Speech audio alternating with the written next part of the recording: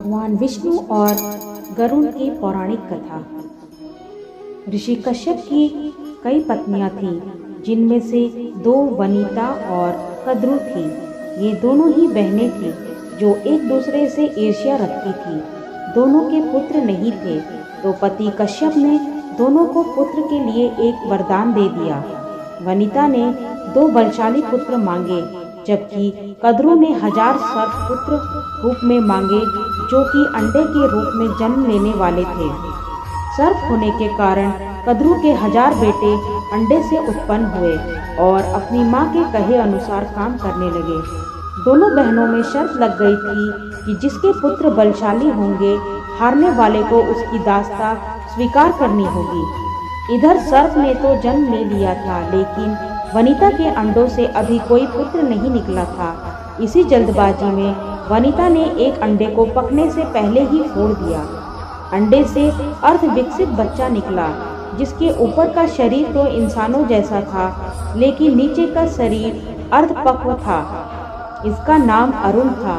अरुण ने अपनी माँ से कहा कि पिता के कहने के बाद भी आपने धैर्य खो दिया और मेरे शरीर का विस्तार नहीं होने दिया, इसलिए मैं आपको श्राप देता हूँ कि आपको अपना जीवन एक सेवक के तौर पर बिताना होगा।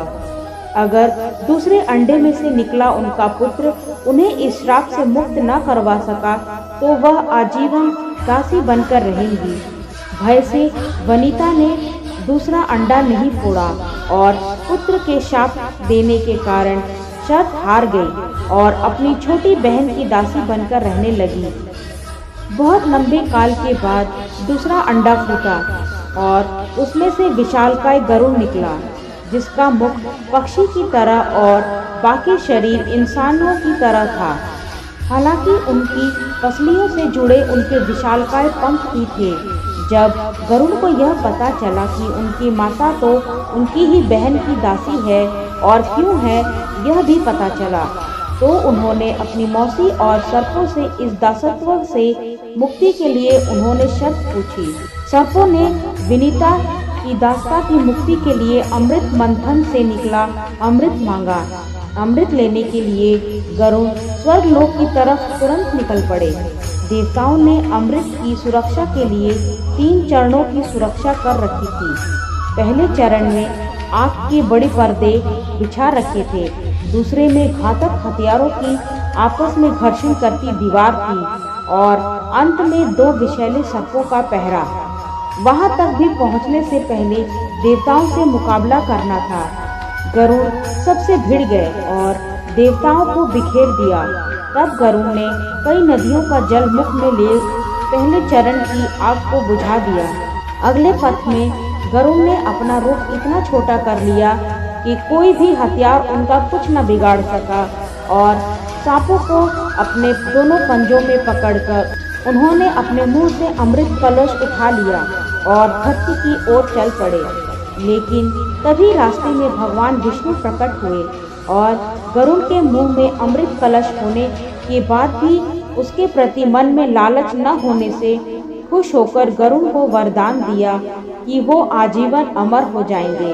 तब गरुड़ ने भी भगवान को एक वरदान मांगने के लिए बोला, तो भगवान ने उन्हें अपनी सवारी बनने का वरदान मांगा।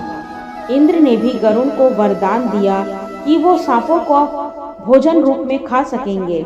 इस पर गरुड़ ने भी अमृत सकुशल वापसी का वादा किया। अंत में गरुड़ ने सर्पों को अमृत सौंप दिया और भूमि पर रख कर कहा कि यह रहा अमृत कलश।